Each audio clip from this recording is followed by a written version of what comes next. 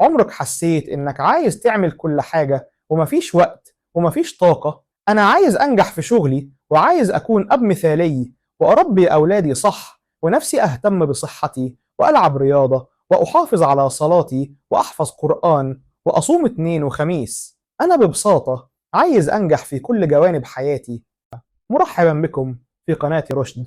إن كانت هذه زيارتك الأولى فلا تنسى الضغط على زر الإعجاب والاشتراك في القناة، لأن القادم ليس كلاما يقال، القادم قد يكون بداية حقيقية لتغيير حياتك إلى الأبد. كل ما أبدأ بحس إن يومي بيطير وإن طاقتي مش مكفية وإني بعمل كل حاجة نص نص، والإحباط بياكل فيا يوم بعد يوم. ولو رحت دلوقتي لأي خبير تنمية بشرية هيقول لك خطط، نظم وقتك، نام كويس، رتب أولوياتك، ونصيحة ورا نصيحة وكلها صح بس في حاجة ناقصة. في يوم من الأيام راح واحد للرسول وقال له: يا رسول الله، شرائع الإسلام كثرت علي، مش قادر أعمل كل ده، أعمل إيه؟ عارف النبي رد عليه بإيه؟ قال له جملة واحدة بس: لا يزال لسانك رطبا من ذكر الله. بس كده؟ أيوه بس كده. الجملة دي مش مجرد ذكر، دي مفتاح. الله سبحانه وتعالى بيقول: أنا معه حين يذكرني. يعني لما تذكره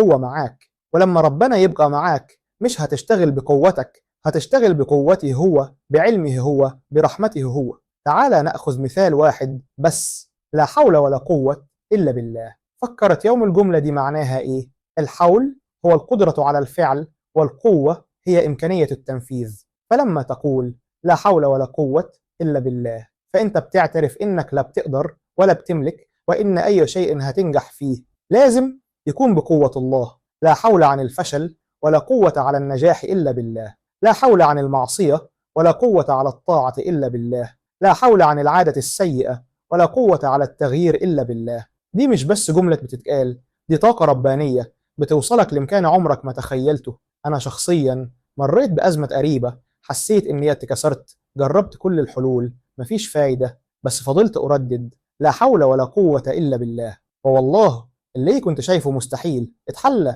مش بس اتحل، ده يتحول لنقطة تحول في حياتي. نفسك تصلي؟ قول لا حول ولا قوة إلا بالله. نفسك تذاكر، تبدأ مشروع، تتجوز، تقوم الليل؟ ابدأ بلا حول ولا قوة إلا بالله.